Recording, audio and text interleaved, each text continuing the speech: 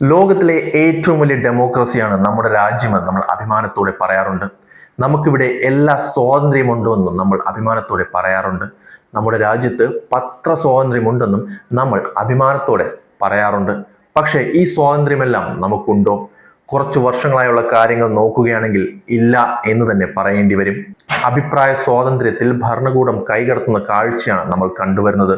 അത് അഭിപ്രായ സ്വാതന്ത്ര്യം നമ്മൾ എന്തെങ്കിലും മോശം കാര്യം ചെയ്യാൻ വേണ്ടി ഉപയോഗിച്ചത് കൊണ്ടാണോ? ഒരിക്കലുമല്ല. അഭിപ്രായ സ്വാതന്ത്ര്യം നമ്മൾ സത്യങ്ങൾ വിളിച്ചു പറയാൻ ഉപയോഗിച്ചത് കൊണ്ടാണ്.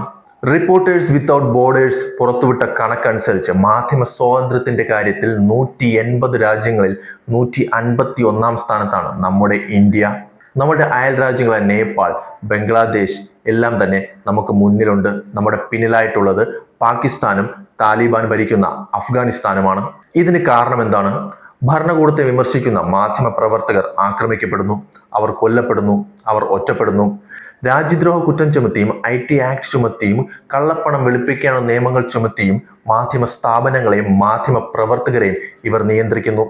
ഇത് അന്താരാഷ്ട്ര സമൂഹം പറയുന്ന കാര്യമാണ്. 2026 ഹ്യൂമൻസ് റൈറ്റ് വാച്ചിന്റെ റിപ്പോർട്ട് അനുസരിച്ച് ഇന്ത്യയിൽ മാധ്യമ പ്രവർത്തകർക്ക് നേരെയുള്ള നിയന്ത്രണങ്ങൾ വർദ്ധിക്കുകയാണ്.